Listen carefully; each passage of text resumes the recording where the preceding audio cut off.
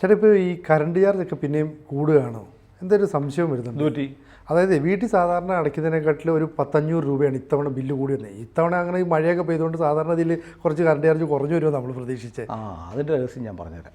എൻ്റെ കയ്യിലൊരു ബില്ലുണ്ട്, നമ്മുടെ ഒരു സുഹൃത്തിൻ്റെയാണ്. അതിനകത്ത് annual ACD, annual cash deposit, ആ ബില്ലിൽ അദ്ദേഹത്തിൻ്റെ 825 രൂപ പിരിച്ചിട്ടുണ്ട്. അതുപോലെ സിനുവിന് ഒരു 100-500 രൂപ പിരിച്ചിട്ടുണ്ടാവും. അതായത് നമ്മൾ കണക്ഷൻ എടുക്കുമ്പോൾ നമ്മളൊരു തുക KCBക്ക് ഡെപ്പോസിറ്റ് കൊടുക്കുന്നുണ്ട്. ഈ ഡെപ്പോസിറ്റ് ഇവർ കൂട്ടിക്കൊണ്ടിരിക്കും. നമ്മുടെ കയ്യിൽ നിന്ന് ഈ ഡെപ്പോസിറ്റ് ഓരോ സമയത്ത് അവർ തീരുമാനിക്കും. നമ്മൾ വെച്ചിട്ട് ഡെപ്പോസിറ്റ് പോരാ, ഒരു 5000 രൂപയാണെങ്കിൽ പിന്നെ അവർ തീരുമാനിക്കും അത് 5000 പോരാ, ഒരു 6000 ആക്കണം. എന്നിട്ട് 1000 രൂപ അടുത്ത ബില്ലിൽ അടുത്ത വർഷം ആകുമ്പോഴത്തേക്ക് ആനുവൽ ഡെപ്പോസിറ്റ് കൂട്ടും. ഇതൊന്നും ആർക്കും മനസ്സിലാവുന്നില്ല. KSEB നടത്തുന്ന ഇന്ത്യയിലെ ഏറ്റവും വലിയ കൊള്ള സംഘമാണ് KSEB. നമ്മുടെ ആളുകൾക്ക് അറിയത്തില്ല. സർക്കാർ നടത്തുന്ന ഒരു വെള്ളാനയും സർക്കാർ നടത്തുന്ന ചമ്പൽ കൊള്ളക്കാരുമാണ് KSEB. അതിൻ്റെ ഒരു ഉദാഹരണമാണ് ആനുവൽ ക്യാഷ് ഡെപ്പോസിറ്റ്. എന്തിനാണ് KSEBക്ക് ഡെപ്പോസിറ്റ്? നമ്മൾ ഡെപ്പോസിറ്റ് മേടിക്കുന്നത് ഇങ്ങനെയാണ്. ഇപ്പോൾ നമ്മളൊരു വീട് വാടകയ്ക്ക് എടുക്കുന്നു, 3 മാസത്തെ വാടക ഡെപ്പോസിറ്റ് മേടിക്കുന്നു. എന്തിനാ?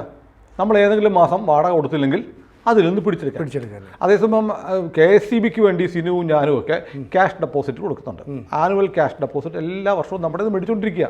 കണക്ഷൻ എടുക്കുമ്പോൾ കൊടുത്ത തുക കൂട്ടിക്കൊണ്ടിരിക്കുകയാണ്.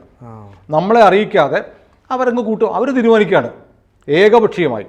എന്നിട്ട് ഒരു മാസം നമ്മൾ അടച്ചില്ലെങ്കിൽ ഇവർ ആ ക്യാഷ് ഡെപ്പോസിറ്റിൽ നിന്ന് പൈസ എടുത്തിട്ട് വകവെക്കുമോ? എന്നിട്ട് അടുത്ത മാസം അതോടെ കൂട്ടി ബില്ല് തന്നാൽ മതിയല്ലോ സ്വാഭാവികമായിട്ടും. ഇപ്പോൾ വാടകക്കാരൻ എന്ത് ചെയ്യും? നമ്മളൊരു മാസം കൊടുത്തില്ലെങ്കിൽ അയാൾ ഡെപ്പോസിറ്റിൽ നിന്ന് കാശ് എടുക്കും, എന്നിട്ട് പറയും വേണ്ടി വന്നാൽ അടുത്ത മാസം അവിടെ കൂട്ടി തരണമെന്ന് പറയും. KSEB ആരോടെങ്കിലും ഇന്ന് വരെ ചെയ്തിട്ടുണ്ടോ? നമ്മുടെ 1000-കണക്കിന് രൂപ ഡെപ്പോസിറ്റ് ആയിരിക്കുന്ന KSEB ഒരു മാസം നമുക്ക് എന്തെങ്കിലും അസുഖം വന്നിട്ടോ അല്ലെങ്കിൽ സ്ഥലത്തില്ലാതെയോ വരുമാനമില്ലാതെയോ കറണ്ട് ചാർജ് അടയ്ക്കാൻ മുടങ്ങിപ്പോയാൽ പിറ്റേന്ന് വന്ന് ഫ്യൂസ് വരും. ഉറപ്പല്ല. ഡെപ്പോസിറ്റ് പിന്നെന്തിനാ? അതറിയില്ല. അപ്പോൾ ഡെപ്പോസിറ്റ് ചുമ്മാ മേടിച്ച് വെച്ചിരിക്കുക. ഈ ഡെപ്പോസിറ്റിൻ്റെ കണ്ടീഷൻ എന്താണെന്നറിയോ? നമ്മൾ എന്ന് കണക്ഷൻ വേണ്ടെന്ന് വെക്കുന്നു അന്ന് തിരിച്ചു തരും. ഏതെങ്കിലും ഒരു മനുഷ്യന് ഇലക്ട്രിസിറ്റി കണക്ഷൻ വേണ്ട എന്ന് വെക്കാൻ പറ്റുമോ? ഒരിക്കലും പറ്റത്തില്ല. അപ്പോൾ ഡെപ്പോസിറ്റ് എന്ന പേരിൽ നമ്മുടെ കയ്യിൽ നിന്ന് മേടിക്കുന്ന ഈ പൈസ KSEB തിന്നുകയാണ്. ഒരിക്കലും തിരിച്ചു തരണ്ട, KSEBക്ക് അറിയാം. എന്നിട്ട് കാലാകാലങ്ങളിൽ അവർക്ക് തോന്നുമ്പടി ഈ ഡെപ്പോസിറ്റ് കൂട്ടും. ഈ മാസം കേരളത്തിലെ മുഴുവൻ കൺസ്യൂമേഴ്സിനും നിങ്ങൾ ബില്ലെടുത്ത് നോക്കിയറിയാം, ACD എന്ന് പറഞ്ഞ് നമ്മളറിയാതെ, എന്തിനാണെന്നറിയാതെ, എന്ത് മാനദണ്ഡത്തിലാണ് കൂട്ടിയതെന്നറിയാതെ 100 കണക്കിന് രൂപ, 100 അല്ലെങ്കിൽ 1000 കണക്കിന് രൂപ കൂട്ടിയിട്ടുണ്ട്. എനിക്ക് വന്നിട്ടുണ്ട് 2000 രൂപ എനിക്ക് കൂട്ടിയിരിക്കുന്നത്. 2000 രൂപ എൻ്റെ ബില്ലിൽ. എനിക്ക് ഈ മാസത്തെ ഇലക്ട്രിസിറ്റി ബില്ല് 10000 രൂപയാണ്. നമ്മുടെ ഉപഭോഗം അനുസരിച്ച് എമൗണ്ട് കൂടിക്കൊണ്ടിരിക്കും. 10000 രൂപയുടെ ബില്ല് വന്നിരിക്കുന്ന ആളാണ് ഞാൻ. ഈ ബില്ലൊന്ന് എടുത്ത് നോക്കണം, KSEBയുടെ ബില്ല്. ഞാൻ എൻ്റെ പക്കൽ എൻ്റെ സുഹൃത്ത് അയച്ചു തന്നിരിക്കുന്ന ബില്ലിൻ്റെ ഓരോ പിരിവ് വായിക്കാം. ഇത് കാണുന്ന പ്രേക്ഷകർ നിങ്ങൾ ഓരോരുത്തരുടെയും ബില്ലെടുത്തൊന്ന് വായിക്കണം. ഈ കൊള്ളസംഘം മാൻസിംഗിനെയും ഫുലാൻ ദേവിയെയും തോൽപ്പിക്കുന്ന KSEB കൊള്ളക്കാർ നടത്തുന്ന വെട്ടിപ്പ് ഞാൻ പറഞ്ഞുതരാം. എനർജി ചാർജ് എന്ന് വെച്ചാൽ ഊർജ്ജ ഉപഭോഗം, നമുക്ക് ഇലക്ട്രിസിറ്റി എന്ന നിലയിൽ നമുക്ക് തരുന്ന എനർജിയുടെ ചാർജ് 1594 രൂപ 45 പൈസ. അതാണ് എനിക്ക് ഈ ബില്ല് അയച്ചു തന്ന കൺസ്യൂമർ ഈ മാസം ഉപയോഗിച്ച കറണ്ടിൻ്റെ ചാർജ്. എത്ര രൂപയാണ്? 1594 രൂപ 45 പൈസയുടെ കറണ്ട് എടുത്തിട്ടുണ്ട്. അയാളുടെ ബില്ല് എത്രയാണെന്നറിയോ? 2722 രൂപ. 1200 രൂപ കൂടുതലാണ്. അതേ നമ്മൾ ഒരു കടയിൽ നിന്നൊരു സാധനം മേടിച്ചാൽ, നിങ്ങൾ 5 കിലോ അരി മേടിച്ചാൽ 50 രൂപയാണ്, 250 രൂപ കൊടുത്താൽ പോരെ? അതെ. പക്ഷേ ആ 5 കിലോ അരി മേടിച്ച് കഴിയുമ്പോൾ ഒരു 500 രൂപയുടെ കൂടുതൽ തരാൻ പറഞ്ഞാലോ? നമ്മൾ ചോദിക്കും അതെന്തിനാ? നിങ്ങൾ ചോദിക്കുന്നുണ്ടോ? KSEBക്കാരൻ ഇത് ഇങ്ങനത്തെ ബില്ല് തന്നിട്ട് നിങ്ങൾ ചോദിച്ചോ? നിങ്ങൾ എല്ലാ മാസവും മേടിച്ചിട്ട് ആ ലാസ്റ്റ് ഡേറ്റിൽ ഫ്യൂസ് ഊരെന്ന് പറഞ്ഞ് പോയി അടച്ചുകൊണ്ടിരിക്കുകയല്ലേ? ഈ പറയുന്ന സുഹൃത്തിൻ്റെ 1594 രൂപ 45 പൈസ എനർജി ചാർജ് ഉണ്ടായിട്ട് അയാൾക്ക് കിട്ടിയിരിക്കുന്ന ബില്ല് 2722 രൂപയാണ്. 1200 രൂപ അധികമായി പിടിച്ചിട്ടുണ്ട്. എന്തിനെന്ന് ചോദിക്കുന്നില്ല. ഇനി എന്തിനെന്ന് ഞാൻ പറഞ്ഞുതരാം. ഡ്യൂട്ടി, അതിൻ്റെ ഡ്യൂട്ടി 10%. ഡ്യൂട്ടി അത് 159 രൂപ 45 പൈസ. തീർന്നു. അടുത്ത കേൾക്കണേ, ഫ്യൂവൽ ചാർജ് 31 രൂപ 59. എന്ത് ഫ്യൂവൽ? നിങ്ങൾ മണ്ണെണ്ണ ഒഴിച്ചിട്ടാണ് ബൾബ് കത്തിക്കുന്നത്? അല്ല. KSEBയുടെ കറണ്ട് ഉപയോഗിച്ചാൽ നമ്മൾ ഫ്യൂവൽ ചാർജ് കൊടുക്കണം. ഇവരവിടെ ഗ്യാസ് സ്റ്റൗ കത്തിച്ച് ചായ ഉണ്ടാക്കി കുടിക്കുന്നുണ്ടായിരിക്കും, അതിന് നമ്മൾ കാശ് കൊടുക്കണം, ഫ്യൂവൽ ചാർജ്. ഇനി പറയാൻ പോകുന്ന KSEB, നാഫ്ത, കൽക്കരി തുടങ്ങിയ സാധനങ്ങളെല്ലാം പിടിച്ച് കറണ്ട് ഉണ്ടാക്കുന്നുണ്ട്. അതിൻ്റെ അവിടെ കുട്ടികളുടെ നമ്മുടെ ബില്ല് തന്നിരിക്കുന്നത് നമ്മൾ മേടിച്ച സാധനത്തിനുള്ള ബില്ല്. പിന്നെ അത് ഉണ്ടാക്കിയതിൻ്റെ കാശ് എന്താ? ഇത് നിങ്ങൾ ഒരു സാധനം ഉണ്ടാക്കും, ഒരു സാധനം വിൽക്കുമ്പോൾ അതിൻ്റെ ഉൽപ്പാദന ചെലവൂടെ ചേർത്തിട്ടില്ലേ ഇവർ ഫ്യൂവല്. ഇപ്പം നമ്മുടെ കായംകുളത്ത് താമരയുണ്ട്, അവിടെ നാഫ്തയാണ് ഉപയോഗിക്കുന്നത്. നാഫ്ത മേടിച്ചതിൻ്റെ ചിലവാണോ? ഇടാപ്പ അതും കൂടെ ചേർത്തല്ലേ നിൻ്റെ പ്രൊഡക്റ്റിൻ്റെ പൈസയായ 1594 രൂപ 45 പൈസ. പിന്നെ ഞാൻ എന്തിനാണ് നിനക്ക് ഫ്യൂവൽ ചാർജ് തരുന്നത്? ചോദിക്കുന്നുണ്ടോ? ചോദിക്കുന്നില്ല. തീർന്നില്ല. ഇനിയൊരു ഫിക്സഡ് ചാർജ് ഉണ്ട്. ചുമ്മാ എല്ലാ മാസവും ഒരു ഫിക്സഡ് ചാർജ് കൊടുക്കണം. അത്രയും 240 രൂപ. അത് നേരത്തെ പറഞ്ഞ ഇതാണോ? അല്ല, വേറെ. ഇത് വേറെ. നിങ്ങൾ എൻ്റെ മനുഷ്യ ഒരു ദിവസമെങ്കിലും നിങ്ങളുടെ കൈ കിട്ടുന്ന ബില്ലെടുത്തൊന്ന് വായിക്ക്. നിങ്ങളെ ഇവന്മാരെ എങ്ങനെയാണ് നിങ്ങളുടെ കിഡ്നി വരെ അടിച്ചു മാറ്റും നിങ്ങൾക്ക് മനസ്സിലാവും. ഫിക്സഡ് ചാർജ് മാസം തോറും നമ്മൾ കറണ്ട് ചാർജിന് പുറമെ ഫിക്സഡ് ചാർജ് ആയിട്ട് കൊടുക്കണം. ഈ സുഹൃത്തിന് 240 രൂപ. നിങ്ങളുടെ ബില്ല് എത്രയാണെന്ന് വീട്ടിൽ പോയി എടുത്ത് നോക്കണം. എന്തിനു കൊടുക്കുന്ന ഫിക്സഡ് ചാർജ്? നമ്മളൊരു പ്രൊഡക്റ്റ് വാങ്ങുകയാണ്. ലോകത്തൊരു പ്രൊഡക്റ്റും ഒരു മനുഷ്യനും ഇങ്ങനെ വാങ്ങുന്നുണ്ടാവത്തില്ല. ഒരു സാധനത്തിന് എനർജിയുടെ, അയാൾ ഉപയോഗിക്കുന്ന എനർജിയുടെ കാശ് കൂടാതെ ഡ്യൂട്ടി പോട്ടെ, സമ്മതിച്ചു. ഫ്യൂവൽ ചാർജ് അറിയില്ല. പിന്നെ ഫിക്സഡ് ചാർജ് എന്തിന് ചോദിച്ചിട്ടുണ്ടോ നിങ്ങൾ? കേരളത്തിലെ 4 കോടി ജനങ്ങളുണ്ട്. ഏതാണ്ട് 90% വീടുകളിലും കറണ്ടുണ്ട്. നിങ്ങളെ കൊള്ളയടിക്കുകയാണ് ഇവന്മാരെന്ന് നിങ്ങൾ അറിയുന്നില്ല. എന്തിന് ഫിക്സഡ് ചാർജ്? തീർന്നില്ല. അടുത്ത കേൾക്കണം, മീറ്റർ റെൻറ്റ് 12 രൂപ. മീറ്ററേ, ഓർക്കുന്നുണ്ടോ ഈ മീറ്റർ ആരുടെയാണ്? മീറ്റർ നിങ്ങളുടെയാ. നിങ്ങൾ കണക്ഷൻ എടുക്കുമ്പോൾ മീറ്റർ വില കൊടുത്ത് മേടിക്കുകയാണ്. നമ്മൾ പൈസ കൊടുത്തിട്ടാണ് മേടിക്കുന്നത്. അതെ, നിങ്ങൾ വില കൊടുത്ത് മേടിച്ച മീറ്ററിന് റെൻറ്റ്, വാടക. നിങ്ങൾക്ക് സ്കൂട്ടർ ഉണ്ടോ? സ്കൂട്ടറുകൾ കാശ് കൊടുത്ത് മേടിച്ചല്ലേ? അത് നിങ്ങളോട് വാടക മേടിക്കുമായിരിക്കും. മോട്ടോർ വെഹിക്കിൾ ഡിപ്പാർട്ട്മെൻറ്റ് എല്ലാ മാസവും നിങ്ങളോട് പറയാം, നിങ്ങൾക്ക് സ്കൂട്ടർ ഉണ്ട്, നിങ്ങൾ രജിസ്ട്രേഷൻ എടുത്തിട്ടുണ്ട്, അതുകൊണ്ട് 250 രൂപ റെൻറ്റ് തരാമെന്ന് പറഞ്ഞാൽ നിങ്ങൾ എന്ത് പറയും? പോയി പണി വേടാ പറ്റി എന്ന് പറയും അല്ലേ? അതെ അതെ. നിങ്ങൾ KSEB എന്താ പറയാത്തത്? അറിയില്ല. നമുക്കൊരു നിങ്ങൾ മേടിച്ച് നിങ്ങൾ കണക്ഷൻ എടുക്കുമ്പോൾ നിങ്ങൾ കാശ് കൊടുത്ത് മേടിച്ചതാണ് സാർ നിങ്ങളുടെ മീറ്റർ. അതിന് KSEB വാടക പിരിക്കുന്നു നിങ്ങളുടെ സാധനത്തിന്. കണ്ടിട്ടുണ്ടോ നിങ്ങൾ ബില്ലിൽ? നോക്കിയിട്ടില്ല. ഇനി അടുത്തതാണ്, നിങ്ങൾ കാശ് കൊടുത്ത് മേടിച്ച് നിങ്ങൾ മാസം തോറും വാടക അടച്ചുകൊണ്ടിരിക്കുന്ന മീറ്ററിന് GST ഉണ്ട്. മീറ്റർ മേടിക്കുമ്പോൾ ഒരു GST ഉണ്ട്. അതെ. പിന്നെ എല്ലാ മാസവും നിങ്ങൾ സ്വന്തമായിട്ട് മേടിച്ചു കൊടുത്തിട്ട് ഇവന് വാടക കൊടുത്തുകൊണ്ടിരിക്കുന്ന വാടക കൊടുക്കേണ്ട കാര്യമില്ല. നിങ്ങളുടെ മുതൽ നിങ്ങൾ വാടക കൊടുക്കുകയാണ്. ആ കൊടുക്കുന്ന വാടകയ്ക്ക് GST എത്ര പൈസയാണെന്നറിയോ? 2 രൂപ 16 പൈസ. നാണം ഉണ്ടോ ഉപഭോക്താവേ? നാണം, അല്പമെങ്കിലും നാണമുണ്ടോ? തീർന്നില്ല. ഇനി എനിക്ക് മനസ്സിലായിട്ടില്ല കേട്ടോ. ഓട്ടോ റിക്കവറി, അതായത് സ്വമേധയാ റിക്കവർ ചെയ്യുന്നൊരു തുക എന്തിനാണെന്ന് എനിക്കറിയില്ല. ഓട്ടോ റിക്കവറി എന്നും പറഞ്ഞ് പിടിച്ചിരിക്കുന്നത് 35 രൂപ 10 പൈസ. റിക്കവറി തിരിച്ചു പിടിക്കലാണ് അല്ലേ? KSEB നമുക്ക് എന്തോ ഇങ്ങോട്ട് തന്നിട്ട് തിരിച്ചു പിടിക്കും. നിങ്ങൾക്ക് ചിലപ്പോൾ നിങ്ങളുടെ അക്കൗണ്ടിൽ KSEB കുറച്ച് പൈസ കിട്ടുന്നതായിരിക്കും, അത് മാസം തോറും പിടിക്കുന്നതായിരിക്കും. ഓട്ടോമാറ്റിക്കായിട്ട് റിക്കവർ ചെയ്യുകയാണ് 35 രൂപ 10 പൈസ. തീർന്നല്ലോ. ഇത്രയൊക്കെ വന്നപ്പോൾ ഒരു തുകയായി. ഇതൊന്ന് വട്ടം എത്തിക്കുക, റൗണ്ട് ഓഫ്.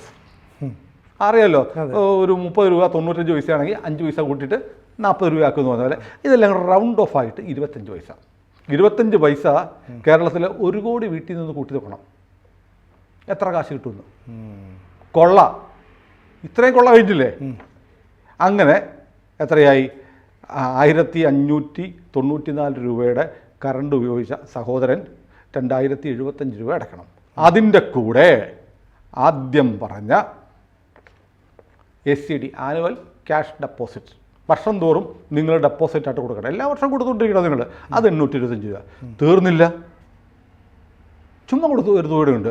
അഡ്വാൻസ് 193 രൂപ. എന്തിന്? നിങ്ങൾ KSEBക്ക് അഡ്വാൻസ് ആയിട്ട് 193 രൂപയുടെ കൊടുത്തിട്ടുണ്ട്. എന്തിനാ? ആരുടെ അമ്മൂമ്മ കെട്ടിക്കാനാ? നിങ്ങൾ ബില്ല് വായിച്ചു. ഞാൻ ഉപഭോക്താക്കളായ പ്രേക്ഷകരോട് ചോദിക്കുക, നിങ്ങൾ അറിയുന്നുണ്ടോ നിങ്ങളെ ഇവർ കൊള്ളയടിക്കുന്നത്? അറിയില്ലെന്നേ. സാധാരണക്കാരായ ഒരു മനുഷ്യൻ ഈ ബില്ല് കിട്ടുമ്പോൾ ആകെ നോക്കുന്നത് ഇത് എന്നാണ് ബില്ല് അടയ്ക്കുന്നത്. ഇത് എന്തിനാണെന്ന് നോക്കുന്നില്ല. കേരളത്തിൽ ഒരു കൊള്ള, നമ്മുടെ ബണ്ടി ചോർ ഇപ്പോൾ വന്നിട്ടുണ്ടെന്ന് പറഞ്ഞത്, ഏതൊരു ബാറിൽ ആലപ്പുഴ കള്ളു കുടിച്ചതിൻ്റെ വിഷ്വൽസ് വന്നിട്ടുണ്ട്. പക്ഷെ ബണ്ടി ചോറിൻ്റെ അപ്പനായിട്ട് വരും KSEB. ഇത് കൂട്ടു നിൽക്കുകയാണ് ഇവിടുത്തെ സർക്കാർ. എന്നിട്ട് ഇത് കൂടാതെ ഇവന്മാരെന്ത് ചെയ്യും? വർഷാവർഷം നമ്മുടെ കറണ്ട് ചാർജ് കൂട്ടുകയും ചെയ്യും. കറണ്ട് ചാർജ് കൂട്ടുമ്പോൾ ആനുപാതികമായി ഈ തുകയെല്ലാം കൂട്ടും.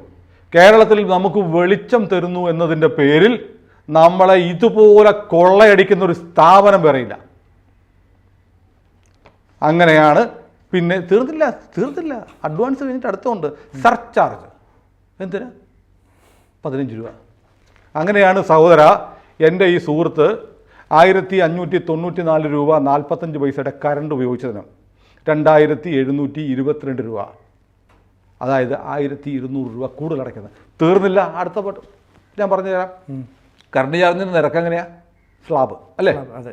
ഇത്ര യൂണിറ്റ് വരെ ഇത്ര രൂപ. അത് കഴിഞ്ഞാൽ 100 യൂണിറ്റ് വരെ ഒരു നിരക്ക്, 100 തൊട്ട് 200 വരെ അടുത്ത നിരക്ക്, 200 തൊട്ട് 300 വരെ അടുത്ത നിരക്ക്. ഇങ്ങനെയാണല്ലോ സ്ലാബ്. അതെ. ശരി, ഞാനൊരു കാര്യം ചോദിട്ടെ. സിനു നമ്മുടെ ആര്യഭവനിൽ പോയി 3 ഇഡലി കഴിച്ചു. ഒരു ഇഡലിക്ക് 20 രൂപ, 60 രൂപയായി. 4ാമതൊരു ഇഡലി കൂടി കഴിച്ചാൽ എന്ത് ചെയ്യും? 20 രൂപ കൊടുക്കും. അപ്പോൾ അവിടെ പറഞ്ഞിട്ടുണ്ട്, അവർ ബോർഡ് വെച്ചിട്ടാണ് 3 ഇഡലിയെ കഴിക്കാൻ പാടുള്ളൂ 20 നിരക്കിൽ. 4ാമത്തെ ഇഡലി കഴിച്ചാൽ 30 രൂപയാവും. സ്ലാബാണ്. സപ്പോസ് സങ്കല്പിക്കുക, ഒരു സ്ലാബ് എത്രയാണ്? 3 രൂപയാണ്. 3 ഇഡലിയാണ്, അതിന് 60 രൂപ. 4ാമത് ഇഡലി കഴിച്ചാൽ, 4 തൊട്ട് 6 വരെയുള്ള ഇഡലി കഴിച്ചാൽ 30 രൂപ ചൂട്. 30 രൂപ പൂച്ചറിച്ച്. അപ്പോൾ ഓരോ ഇഡലിക്ക് 30 രൂപ ചൂട്. അപ്പോൾ എന്ത് ചെയ്യണം? നിങ്ങൾ 3 എണ്ണം കഴിച്ചു കഴിഞ്ഞാൽ ഓക്കെ 60 രൂപ. 4ാമത് നിങ്ങൾ ഒരു ഇഡലി കഴിക്കുന്നു, അപ്പോൾ അതിന് 30 രൂപ, 90 രൂപയല്ലേ ആവുള്ളൂ. അത്രേ ഉള്ളൂ. അതോ നിങ്ങൾ 3 ഇഡലി 60 രൂപയ്ക്ക് കഴിച്ച് 4ാമത്തെ ഇഡലി 30 രൂപ കഴിക്കുമ്പോൾ ഈ 4 ഇഡലിക്ക് 30 രൂപ വെച്ചാവോ? അതെങ്ങനെ കണക്ക് ശരിയാവോ ഇല്ലയോ? ശരിയാവില്ല. അപ്പോൾ നിങ്ങൾ ശരിക്കും കൊടുക്കേണ്ട 3 ഇഡലിക്ക് 60 രൂപയും 4ാമത്തെ ഇഡലിക്ക് 30 രൂപ, 90 രൂപ കൊടുക്കണം. KCBയിൽ അങ്ങനെയല്ല. നിങ്ങൾ 1 തൊട്ട് 100 യൂണിറ്റ് വരെ നിങ്ങൾക്ക് 5 രൂപയ്ക്ക് കിട്ടും നിൽക്കട്ടെ. നിങ്ങൾ 110 യൂണിറ്റ് ഉപയോഗിച്ചാൽ 101 മുതൽ 110 അതിൻ്റെ റേറ്റ് 6 രൂപയാണെങ്കിൽ 101 മുതൽ 110 വരെയുള്ള യൂണിറ്റിൻ്റെ 6 രൂപ എടുക്കാവുള്ളൂ അല്ലേ? അതെ. KCB അങ്ങനെയല്ല ചെയ്യുന്നത്. KCB 1ാമത്തെ യൂണിറ്റ് തൊട്ട് 6 രൂപ എടുക്കും. 110ലേക്ക് അറിയാമോ നിങ്ങൾക്ക്? അതറിയില്ല. അങ്ങനെയാണ്. സംശയമായിട്ട് നോക്ക്. ഞാൻ ഇഡലിയുടെ കണക്ക് പറഞ്ഞതുകൊണ്ടാണ്. നിങ്ങൾ ഹോട്ടലിൽ പോയി 3 ഇഡലിക്ക് 60 രൂപയ്ക്ക് കഴിക്കുന്നു. 4ാമത്തെ ഇഡലി ഹോട്ടലുകാർ പറയും 4ാമതൊരു ഇഡലി മേടിച്ചാൽ 4 തൊട്ട് 6 വരെ 30 രൂപയാണ്, 7 തൊട്ട് 10 വരെ 50 രൂപയാണ് എന്ന് പറഞ്ഞാൽ നിങ്ങൾ 4ാമതൊരു ഇഡലി കഴിച്ചാൽ അതിന് 30 രൂപ, ബാക്കിയുള്ളവർ 60, അങ്ങനെ 90 രൂപ വാങ്ങാവുള്ളൂ. KCB അങ്ങനെയല്ല. KCB ഒരു ഹോട്ടൽ തുടങ്ങിയാൽ അവിടെ ആദ്യത്തെ 3 ഇഡലിക്ക് 60 രൂപ, 4ാമത് ഇഡലി കഴിച്ചാൽ 30 രൂപ വെച്ച് ഈ 4 ഇഡലിക്ക് കൊടുത്ത് 120 രൂപ കൊടുക്കണം. അങ്ങനെയാണ് KCB നിങ്ങളുടെ സ്ലാബിൻ്റെ പൈസ മേടിക്കുന്നത്. നിങ്ങൾക്ക് അറിയാവോ പ്രബുദ്ധരെ? അറിയത്തില്ല, ആർക്കും അറിയത്തില്ല. ഇത് എന്ത് കൊള്ളയാണ് സാർ? നിങ്ങൾക്ക് നാണമുണ്ടോ ഇങ്ങനെ പറ്റിക്കപ്പെടാൻ? നിങ്ങൾ നഗ്നമായി കൊള്ളയടിക്കുന്ന ഒരു സ്ഥാപനത്തിൻ്റെ കറണ്ട് മേടിച്ചുകൊണ്ടിരിക്കാൻ വേറെ ഓപ്ഷൻ ഇല്ല. നമുക്ക് എന്ത് ചെയ്യാൻ പറ്റും? അപ്പോൾ എന്ത് ചെയ്യാൻ പറ്റും? നമ്മൾ മുമ്പൊക്കെ 1 മാസം ബില്ലടയ്ക്കുമായിരുന്നു, ഓരോ മാസം.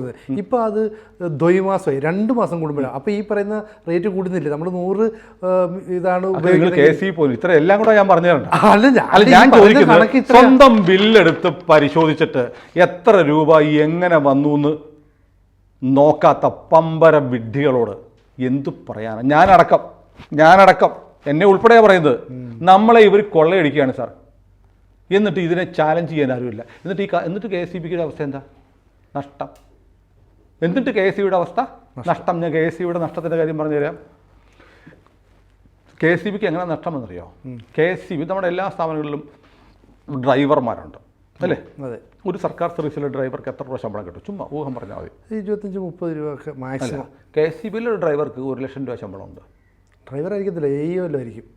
ഡ്രൈവർക്ക് നിങ്ങളെന്താ അന്വേഷിച്ചു? KCBയിലെ ഒരു ഡ്രൈവർക്ക് 1 ലക്ഷം രൂപയ്ക്ക് മുകളിൽ ശമ്പളമുണ്ട്. തെറ്റാന്ന് പറഞ്ഞാൽ ഞാൻ മീശ പഠിച്ചിട്ട് ഷോയ്ക്കിരിക്കും. മീശ പഠിച്ചിട്ട് പകുതി മീശ പഠിച്ചിട്ട് ഞാൻ ഷോയ്ക്കിരിക്കാം. KCBയിൽ 1 ലക്ഷം രൂപ ശമ്പളം മേടിക്കാത്ത ഡ്രൈവർമാരുണ്ടെങ്കിൽ സർവീസ് മൂത്തൊന്നുമില്ല. KCBയിൽ ഓവർസിയർമാരൊക്കെ ഉണ്ടോ താങ്കൾ? എന്താ വിദ്യാഭ്യാസ യോഗ്യത? SSLC ആയിരിക്കും. SSLC. ഇത് ലൈൻമാനായിട്ട് കയറി മൂത്ത് ഓവർസിയർ ആവും. അതെ. വേറെ ഏത് സർക്കാർ കുറച്ച് കഴിയുമ്പോൾ എഞ്ചിനീയറും ആയിരിക്കും ഓവർസിയർ മൂത്ത്. ഇനി വേറൊന്ന് കാര്യം പറഞ്ഞു തരാം. ഈ സർക്കാർ ഈ സ്ഥാപനത്തിലെ ശമ്പളം, പെൻഷൻ ഇതൊക്കെ തീരുമാനിക്കുന്ന ആരാ? ഏത് സ്ഥാപനത്തിലെയും സർക്കാരാണല്ലോ. സർക്കാരിൻ്റെ അനുമതി വേണമല്ലോ. അതെ അല്ലേ? സർക്കാരിൻ്റെ അനുമതിയോടുകൂടി വേണം, മന്ത്രിസഭാ തീരുമാനം വേണം, ഒരു സ്ഥാപനത്തിലെ ശമ്പള പരിഷ്കരണം നടത്താൻ. KCB അങ്ങനെയല്ല ചെയ്ത്. KCB ശമ്പള പരിഷ്കരണം നടത്തി എത്ര കോടി രൂപ നഷ്ടം സർക്കാരിന് അധിക ബാധ്യത ഉണ്ടാക്കിയെന്നറിയോ? അതായത് KCB തന്നെ തീരുമാനിച്ചു അവരുടെ ആളുകളുടെ ശമ്പളം എത്ര കൂട്ടണമെന്ന് തീരുമാനിച്ചു. അതിന് ചിലവ് കൺട്രോളർ ആൻഡ് ഓഡിറ്റർ ജനറലിൻ്റെ ഏറ്റവും പുതിയ കണക്കിൽ വന്നിട്ടുണ്ട്. 1011 കോടി രൂപ. 1011 കോടിയാ. എന്നിട്ട് വിരമിച്ചവരുടെ പെൻഷനും പരിഷ്കരിച്ചു. എത്ര ചിലവാക്കിയതറിയോ? 306 കോടി രൂപ. KCBയുടെ മുതലാളിമാർ, ചെയർമാൻ ഉൾപ്പെടെയുള്ള KCB ജീവനക്കാരെല്ലാം കൂടെ ഇരുന്നിട്ട്, ജീവനക്കാർ നിവേദനം കൊടുത്തു, KCBയുടെ MDയും ചെയർമാനും കൂടെ ഇരുന്നിട്ട് ഇതങ്ങ് പാസ്സാക്കി നടപ്പാക്കി. സർക്കാരിൻ്റെ ധനകാര്യ വകുപ്പിൻ്റെ ഒന്നും അനുമതിയില്ലാതെ അതങ്ങനെ കൊടുത്തുകൊണ്ടിരുന്നു. KCBയുടെ കാശ് ഇന്ന് കൊടുത്തുകൊണ്ടിരിക്കുക. ഏത് കാശ്? നമ്മളെ കൊള്ളയടിച്ചെടുക്കുന്ന കാശ് ഇവന്മാർ തിന്നുകൊണ്ടിരിക്കുക നിയമവിരുദ്ധമായി. എന്നിട്ട് കുറേ കാലം ഇങ്ങനെ നടന്ന സംഭവമാണ്, ഇല്ലെങ്കിൽ ചാലഞ്ച് ചെയ്യട്ടെ.